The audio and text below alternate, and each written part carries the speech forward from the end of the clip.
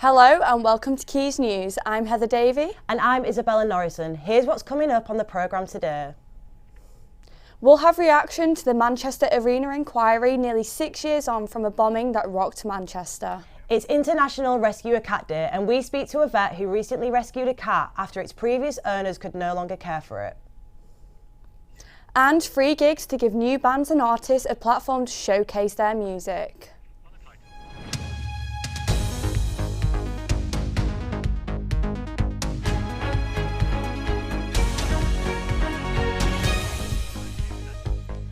Our main story today is that after almost 6 years, the findings of the Manchester Arena inquiry have been published. Live to our reporter George Ike, who's at the Manchester Magistrates Court. Yes, well, good afternoon both of you. It takes us back almost 6 years, as you mentioned, to the 22nd of May, when that Ariana Grande concert was taking place at Manchester Arena. Now, this report looked into potential security failures and whether this attack could have been prevented. The report stated earlier today, I've concluded that their family played a part in the development of their extremist mindset, of course, talking about the Abaidis. The chairman of the report, Sir John Saunders, says that the reasons for the mischance include a failure by an MI5 officer to act swiftly enough. He continued in his speech to say the bomber Salman Abaidi probably received assistance from somebody in Libya in his plot. We'll look back at the timeline in just a moment, but the family solicitor spoke outside court. On the issue of the preventability of this attack, inevitably, the report provides less information than we would have wanted. But it is now very clear that there was a failure to properly assess key intelligence about Salman Abaidi, a failure to put it into proper context, and, most catastrophic of all, a delay in acting on it. Well, let's look back at the timeline of Salman Abaidi and MI5's relationship. We know that on the 18th of March 2014, Abaidi was first identified as a subject of interest. And later that year, the 4th of August, the Abaidi brothers Salman and Hashim were rescued by the Royal Navy from the civil war in Libya and brought back to the UK. On the 26th of February 2015, Salman Abaidi went to Belmarsh prison to visit a now convicted terrorist who was held on remand at the time. On the 18th of January 2017, he visited a terrorist for a second time at Belmarsh prison. Meanwhile, the 15th of April 2017, the entire Abaidi family, the two brothers and the parents, travelled back to Libya, and it was at this point that Salman was deemed a threat by MI5. On the 8th of May, getting very close now to the date that of course we're talking about today, a meeting was scheduled for the 31st of May 2017 to determine the threat level that Salman Abaidi posed by MI5. And on the 22nd of May, 9 days before that meeting was due to be held by MI5, Salman Abaidi detonated his homemade shrapnel bomb at the concert here in Greater Manchester, which we now know could have been prevented, as a report has revealed this afternoon. Back to you guys in the studio. Thanks very much, George Ike there from outside Manchester Magistrates Court. The cost of living crisis has affected vet bills, causing an increase in abandoned pets. One furry feline was sent to be put down, but a vet nurse decided to adopt him and look after him herself. Mia Williamson reports. Desperate for a home, Bagpuss, aged 13 years old, was brought to Vets for Pets to be put down. He has hyperthyroidism, which means he has an overactive thyroid leading to heart and kidney problems. When Maria saw his face, she refused to let him die and decided to adopt Bagpuss into her family to take care of him. Is this going to affect you in any way, having to look after Bagpuss? So, obviously he needs medication twice a day, morning and night. He can be a bit fussy with it. It's a liquid and you just syringe it. You can syringe it into his mouth, but he doesn't like that. So we just tend to put it on his food, but then he's like, I don't want it. And he just wants other food, so we kind of have to encourage him to eat it and try and get it at the same time every day. Have you done this before with any pets? Yeah, so I've got a dog, it's called Kurt. It's a little chihuahua, he's 1 year old. Is he here now? He is. Go get him. The cost of living crisis means millions of pet owners are unable to afford to look after their animals. Vet bills have increased more than 12% a year. Inflation means the cost of pet food has risen by more than a third, and the number of people rehoming their pets is up 38%. So this is Kat. Hi Kat. Oh, she's shaking. and he was brought into my vet's at 2 hours old.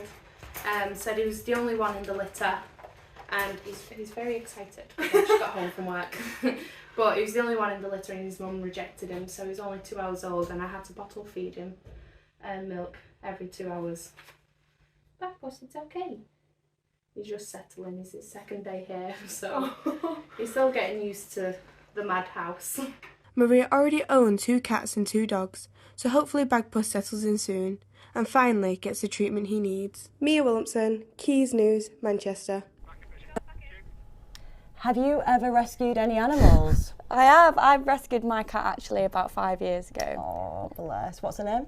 He's called Chinley. Oh, it's a he. It's a he. Yeah, I've got a dog called Max, but I'm more of a dog person than I am a cat person, I must say. I've got dogs and cats and they actually get on really well. They cuddle together now. It's very cute. Next, Beth Robinson went to an Open Beats event which gives up-and-coming artists a platform to spread their music. Manchester is such a proud history when it comes to music and is the birthplace for many great bands like New Order, The Smiths and Stone Roses. But what about the acts of the future and how are they going to break through? Open Beat gives a platform and is the first step on a ladder for many unsigned bands, just like Idyllic. The dedication, people don't understand how hard it is to be in a band, and the dedication you actually need, like rehearsing. It's not enough to rehearse once a week, you've got to rehearse 3-4 times a week. Just be good enough, you know what I mean? It's a very scary climate as well, like the future's uncertain in many ways, like politically, geographically, it's like there's not a lot of certainty, but we all want it so bad, it's like, we just, you have to do it. Along with speaking to Idyllic, I spoke to John, who does music management. I just sort of got into it and sort of got on the more hands-on side of things and like helping a band do more than just a gig. And it's like the whole point of me starting that was I want a gig to be more than just that and just helping. If I've got these resources, why can't they, sort of thing. The Rolling People are headlining Academy 3 on the 24th of March. And that's, to be fair, that is going to be like the biggest gig I've got in like since I've been an independent promoter. And they're like, they did an 8th Cap show last year, so they've gone like 5 times in a year. So I'm pretty buzzing for that. Bowman also talked to me about their experience of being an up-and-coming band. Be relentless. Like, don't. When we first started and it was like getting gigs and stuff like that, mate, I'd be sat in my college lessons, like writing to promoters and writing to venues, like pestering them, being like, "Yo, can we get on the show?" They'd see my message, I'd be like, "Yo, can we get on the show?" Just be relentless. Don't take no as an answer. Like, keep fishing, and eventually someone will catch. So that's my advice for smaller bands getting out there, and go to gigs. Go to as many gigs as you can. Go see other bands. Go support other bands. Beth Robinson, Quays News. Well, I'm sure people can relate to having a scary childhood experience with a dog, but why is this so common? Patrick Colleen interviewed Salford University PhD student Anna Batts, who's trying to figure this out. So I'm doing a PhD that's looking at the interaction between children and family dogs. So the broader PhD is effectively about if you can teach children to behave in a more sensible, a safer way around dogs, and if you can achieve that behaviour change with children as a result of educating them. Also doing a sub-study that's looking at how children feel when a dog snaps at them. So for ethical reasons we cannot put children in a room with a dog that snaps at them, so what we're using is a simulated dog. So we're recruiting children at the moment via social media to come along to the university and go into a psychology lab and watch either a virtual reality dog or a simulated dog on a screen, and we're going to measure their facial expressions, which will tell us how they're feeling, and their heart rate, which will tell us sort of how excited by the experience they get. Well, if you think about the concept of teasing dogs, do children actually get enjoyment when a dog shows aggression at them? So based on like a sort of shock enjoyment response. So we want to find out, first of all, are they excited by it? So does their heart rate rise, which we assume it will, but also is their emotion that they experience, is it just fear, or in actual fact do some children quite enjoy that scary reaction that a dog gives them?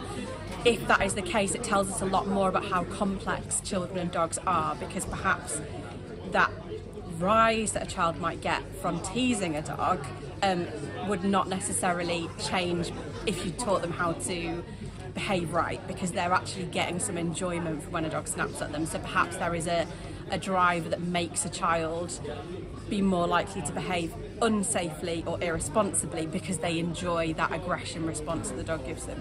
But it will give us an idea in terms of, particularly around teasing dogs, and by teasing what we mean is a child interacting with a dog in the way that the child is enjoying but the dog isn't enjoying. So it will give us an idea as to what the drivers behind that behaviour are for children. Joins us with the sport. Last night, Manchester United played West Ham United in a thrilling FA Cup match. The Red Devils came out 3-1 victors, despite originally being a goal down, scoring in the 90th and 95th minutes to confirm their place in the next round of the competition. United will host Fulham in the quarter-finals. Former Manchester City captain and club legend Vincent Kompany will return to the Etihad as a manager, hoping to lead his side Burnley, who are on impressive form in the Championship, through to the semi-finals of the competition.